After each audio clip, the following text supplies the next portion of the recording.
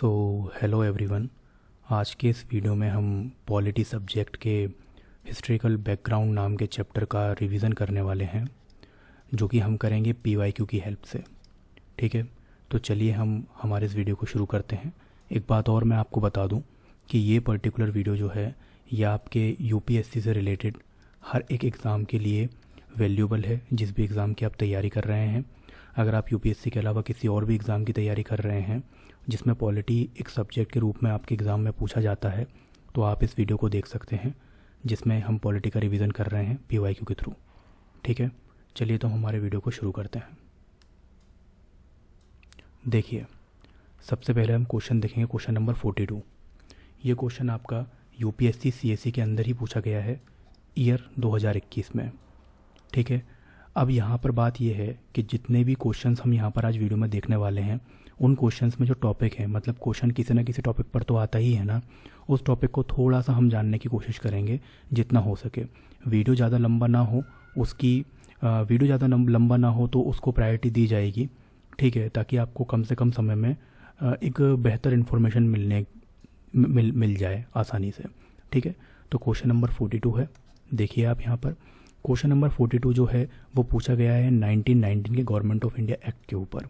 ठीक है, तो एक जो मतलब हिंदी और इंग्लिश दोनों में है, ताकि आपको पेपर जैसा ही माहौल लगे यहाँ पर। तो पहले एक क्वेश्चन मैं इंग्लिश में ले लेता हूँ, पढ़ने की कोशिश करता हूँ यहाँ पे मैं। द मॉन्टेग्यू चेम्सफोर्ड, अब आप इसको जो भी आपका प्रोनाउंसिएशन जैसा भी हो, मेरा प्रोनाउंसिएशन कुछ इस तरह का ही है कि मॉन्टेग्यू चेम्सफोर्ड जो रिफॉर्म है 1919 का, recommended granting voting right to all the women above the age of 21। तो यहाँ पर जो फर्स्ट वाला स्टेटमेंट है वो ये कहना चाह रहा है कि 1919 के मॉन्टेग्यू चेम्सफोर्ड सुधारों में 21 वर्ष से अधिक आयु की सभी महिलाओं के लिए मताधिकार की संतुष्टि की गई थी। ये आपसे पूछा जा रहा है, क्या ऐसा सच में हुआ था या नहीं हुआ था? यह स्टेटमेंट गलत है। यहाँ पर सबसे पहले हमको करेक्ट स्टेटमेंट को निकालना है। तो पहला वाला स्टेटमेंट तो गलत हो गया। क्यों? क्योंकि वोटिंग राइट्स पहले के टाइम पर सभी को नहीं थे। ठीक है, जो ये वोटिंग राइट्स जो थे ये सभी को नहीं थे। ठीक है, कुछ ही लोगों को वोट देने का अधिकार था पहले के टाइम पर। ठीक है, और उसके बाद 10% पॉपुलेशन को वोट देने का अधिकार मिला। कब मिला? 1935 के गवर्नमेंट ऑफ इंडिया एक्ट के बाद। ठीक है, ये बात आप लोगों को क्लियर होनी चाहिए अभी से, अगर आप पॉलिटी ठीक तरीके से पढ़ रहे हैं तो। ठीक है, पहला स्टेटमेंट जैसे ही गलत हो गया तो यहाँ पर आंसर लगभग में क्लियर हो जाएगा। दोनों तो सही होंगे नहीं, ठीक है, लेकिन फिर भी हम दूसरे स्टेटमेंट को पढ़ेंगे। यहाँ पर दूसरे स्टेटमेंट में हिंदी में पढ़ने की कोशिश करता हूँ। ये स्टेटमेंट क्या है? 1935 के गवर्नमेंट ऑफ इंडिया एक्ट में विधानमंडल में महिलाओं के लिए आरक्षित स्थानों का प्रावधान किया गया था। अभी मैंने आपको थोड़ी देर पहले बताया। ठीक है, तो दूसरा स्टेटमेंट बिल्कुल सही है यहाँ पर। तो आंसर हो जाएगा 2 ओनली। पहला वाला गलत है, आंसर 2 ओनली हो जाएगा। ठीक है, ये क्वेश्चन मैंने आपको बता ही दिया है कि यूपीएससी सीएसई सिविल सर्विसेज में 2021 में ये पूछा गया है। चलो हम आगे देखते हैं। अब देखो, उसके पहले मैं आपको थोड़ी सी इन्फॉर्मेशन दे देता हूँ गवर्नमेंट ऑफ इंडिया एक्ट के बारे में, क्योंकि इसी से रिलेटेड अभी आपको और आगे क्वेश्चंस के साथ में डील करना है। ठीक है, ज़्यादा बड़ा वीडियो नहीं जाएगा। हम कोशिश करेंगे कि कम से कम समय में एक वैल्यूबल इन्फॉर्मेशन लेने की कोशिश करें, क्योंकि एग्ज़ाम में ये वैल्यूबल इन्फॉर्मेशन ही आपके काम आती है। तो गवर्नमेंट ऑफ इंडिया एक्ट, इसी को ही हम जो बोलते हैं इंडियन काउंसिल एक्ट भी बोलते हैं इसको हम। ठीक है, क्या कहते हैं हम इसको? इंडियन काउंसिल एक्ट भी कहा जाता है इसको, 1919 का। ठीक है, 1919 का। और एक और इंडियन काउंसिल एक्ट था, वो 1909 का है। इसको मॉन्टेग्यू चेम्सफोर्ड बोलते हैं, उसको मॉर्ले मिंटो रिफॉर्म बोलते हैं। यहाँ पर एक चीज़ मैं आपको बताना चाहूँगा कि ये जो मॉन्टेग्यू जो थे ये सेक्रेटरी ऑफ स्टेट थे उस समय पर। ठीक है, और जो ये चेम्सफोर्ड जो थे ये वॉइस रॉय थे। ठीक है, कौन थे? ये वॉइस रॉय थे। अब मैं आपको एक बात बताऊं कि जो वॉइस रॉय का जो पद है, वॉइस रॉय का जो ये रैंक है, ये आपको सबसे पहले देखने को मिलता है 1858 में। ठीक है, 1858 के गवर्नमेंट ऑफ इंडिया एक्ट में सबसे पहले वॉइस रॉय बनाए गए थे, और सबसे पहले वॉइस रॉय हमारे सामने बन करके आए थे लॉर्ड कैनिंग। ठीक है, कौन बन के आए थे? लॉर्ड कैनिंग सबसे पहले वॉइस रॉय बन के आए थे 1858 में। ठीक है, मॉन्टेग्यू जो मॉन्टेग्यू है चेम्सफोर्ड के साथ में, ये सेक्रेटरी ऑफ स्टेट थे, और सेक्रेटरी ऑफ स्टेट का जो रैंक है वो भी कहीं ना कहीं आपको 1858 में ही देखने को मिलता है गवर्नमेंट ऑफ इंडिया एक्ट में। ठीक, ये इन्फॉर्मेशन आपको समझ में आई होगी। चलिए हम आगे चलते हैं और इसी को हम मॉन्टेग्यू चेम्सफोर्ड रिफॉर्म क्यों बोलते हैं, ये बात भी आपको अभी तक समझ में आ गई होगी। इसके अंदर दो इम्पोर्टेंट चीज़ें हैं, वो हैं ये जो दो इंपॉर्टेंट चीज़ें मैं यहाँ पर आपके सामने दिखा रहा हूँ, ये दोनों इंपॉर्टेंट चीज़ें सब्जेक्ट्स हैं कुछ, transfer subject and reserve subject. Actually में हुआ क्या था कि आगे क्वेश्चन आएगा, चलो पहले मैं आपको क्वेश्चन ही समझा देता हूँ। वो ये क्वेश्चन देखिए आप, क्वेश्चन नंबर 27 देखिए आप। क्वेश्चन नंबर 27 क्या कह रहा है, ये देखो। क्वेश्चन नंबर 27 भी 1919 के ऊपर पूछा गया है, एक्ट के ऊपर, ठीक है। इसमें जो पहला पूछा गया है, पहला जो स्टेटमेंट है इसके अंदर वो क्या है, इसने प्रशासन के विषयों को, किसको, प्रशासन के विषयों को दो श्रेणियों में विभाजित किया, केंद्रीय और प्रांतीय। क्या किया इसने, दो श्रेणियों में विभाजित कर दिया, मतलब कि दो सब्जेक्ट में डिवाइड कर दिया, उनका नाम था केंद्रीय और प्रांतीय। क्या ये बात सही है, ये बात बिल्कुल सही है, ठीक है। दूसरा स्टेटमेंट हम पढ़ने की कोशिश करते हैं, क्या लिखा हुआ है, the central subject were divided into reserve and transferred subject. मैं आपको भी यही समझाने की कोशिश कर रहा था कि सेंट्रल नहीं, सेंट्रल सब्जेक्ट को डिवाइड नहीं किया गया था, प्रोविंशनल सब्जेक्ट को डिवाइड किया गया था, प्रांतीय विषयों को डिवाइड किया गया था दो पार्ट में, रिजर्व एंड ट्रांसफर सब्जेक्ट में। तो ये वाला भी स्टेटमेंट आपका गलत हो गया। अब यहाँ पर वापस से आप आ जाओ, इस स्टेटमेंट की हम पुष्टि कर लेते हैं, कंफर्मेशन ले लेते हैं कि हमने स्टेटमेंट को सही टिक किया भी है या नहीं। तो देखो, transfer subject and reserve subject यहाँ पे आपको दो देखने को मिलते हैं, और ये प्रोविंशनल जो सब्जेक्ट थे, जो प्रांतीय विषय थे, उनको डिवाइड करके दो अलग अलग चीज़ें बनाई गई थी, केंद्र से नहीं बनाई गई थी, सेंट्रल सब्जेक्ट को तोड़ करके नहीं बनाया गया था। चलिए हम आगे एक और चीज़ देखते हैं, उसके बाद वापस से यहाँ पर आएंगे। देखो statement number third, statement number third क्या कह रहा है, प्रांतीय सरकारों को अपना निजी बजट बनाने और कर उगाही की शक्ति प्रदान की गई थी। Provincial government were granted the power to make their own budget and taxes. क्या ये स्टेटमेंट सही है, ये स्टेटमेंट बिल्कुल सही है। इसका मतलब क्या हुआ, सेकंड स्टेटमेंट गलत हुआ, तो सेकंड यहाँ पर है तो ये गलत हो जाएगा, यहाँ पर है तो ये, और यहाँ पर है तो ये। सी वाला आंसर आप लोगों का निकल के आएगा। आपको अभी तक कहानी समझ में आई कि किस तरह से क्वेश्चंस में से ऑप्शंस को एलिमिनेट करते हैं और किस तरह से अपना एक परफेक्ट आंसर निकाला जाता है, ठीक है। ये बात आप लोगों को समझ में आई। अब यहाँ पे मैं वापस से आपको जो मैंने यहाँ पे इन्फॉर्मेशन आप लोगों के लिए तैयार की है, उस इन्फॉर्मेशन की तरफ आपका ध्यान खींचने की कोशिश करता हूँ। अब ये इन्फॉर्मेशन को आप देखिए एक बार ध्यान से।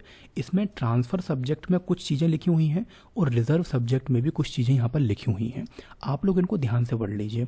जो ट्रांसफ़र सब्जेक्ट हैं उसके अंदर हेल्थ मतलब स्वास्थ्य, एजुकेशन मतलब शिक्षा, एग्रीकल्चर मतलब कि कृषि, एंड लोकल सेल्फ गवर्नमेंट मतलब कि स्थानीय स्वशासन जैसी चीज़ें आपको देखने को मिलेंगी, ठीक है। वहीं पर अगर हम रिजर्व सब्जेक्ट की बात करते हैं तो रिजर्व सब्जेक्ट में आपको फाइनेंस देखने को मिलेगा, लैंड रेवेन्यू देखने को मिलेगा, लॉ एंड ऑर्डर देखने को मिलेगा, एंड पुलिस देखने को मिलेगा, ठीक है। यहाँ पर ये चीज़ आपको समझ में आई। अब ये चीज़ मैं आपको याद करने का कह रहा हूँ, क्यों, क्योंकि इसी से रिलेटेड क्वेश्चन अभी आपको वापस से देखने को मिलेंगे।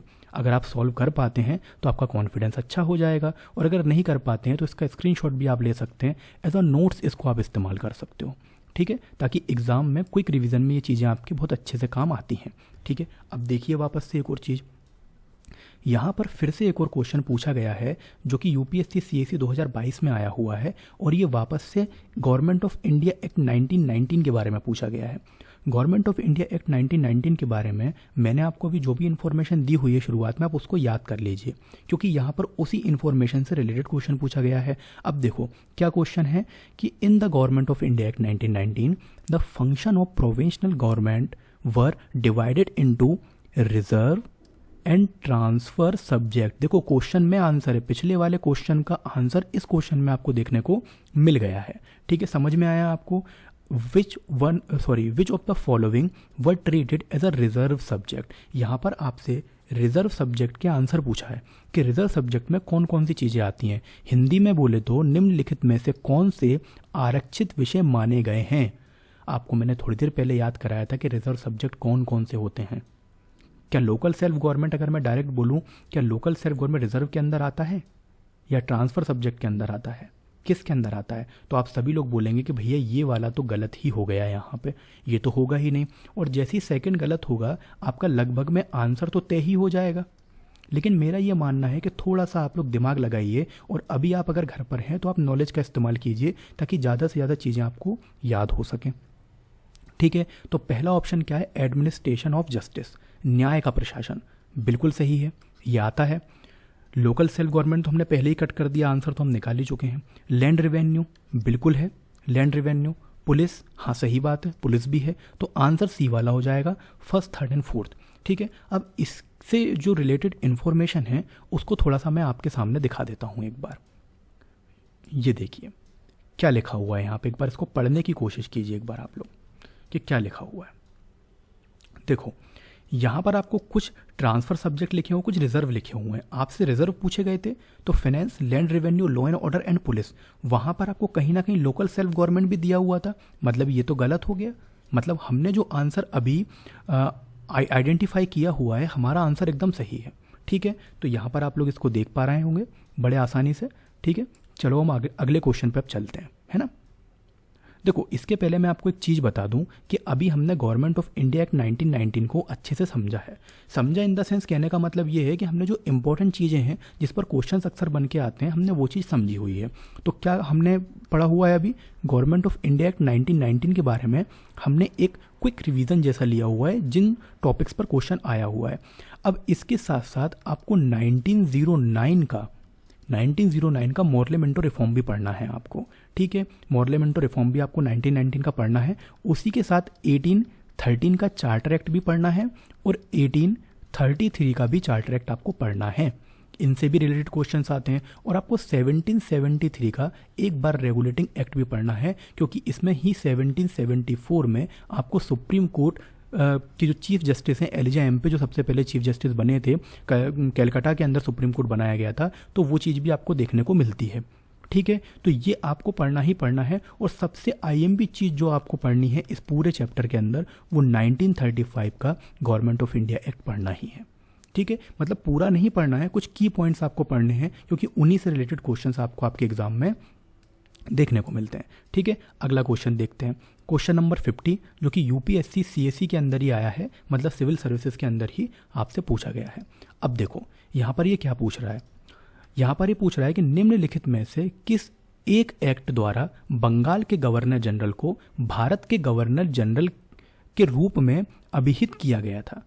मतलब कि कौन सा एक्ट है जिसमें बंगाल के गवर्नर जनरल को भारत का गवर्नर जनरल बनाया गया था। तो सबसे पहले तो आपको ये बात समझनी होगी कि बंगाल के गवर्नर जनरल कब बनाए गए थे और पहले बंगाली गवर्नर जनरल कौन थे। तो थोड़ा सा आपका मैं हिस्ट्री पर थोड़ा सा ध्यान खींचने की कोशिश करूंगा, जिससे आपकी क्लियरिटी मोर बढ़ जाएगी। यहाँ पर देखो आप, ये थोड़ी सी मैंने इन्फॉर्मेशन आपको एज अ एग्जाम्पल तैयार की हुई है, ताकि आप भी इसी तरह की चीज़ें कर सकें और आपका अच्छे से अच्छा एक नोट्स तैयार हो सके। ठीक है, तो यहाँ पर देखो ये क्या लिखा हुआ है। देखो 1773 के बारे में मैंने छोटी सी इन्फॉर्मेशन आपके सामने निकाली है कि 1773 में हुआ क्या था कि पहले क्या होते थे, पहले गवर्नर हुआ करते थे। पहले गवर्नर हुआ करते थे, कहाँ कहाँ के गवर्नर हुआ करते थे, गवर्नर हुआ करते थे आपके बंगाल के, ठीक है, उसके बाद आपके मद्रास के, ठीक है, फिर आपको बॉम्बे के। ठीक है, बंगाल, मद्रास एंड बॉम्बे के गवर्नर्स आपको देखने को मिलते थे।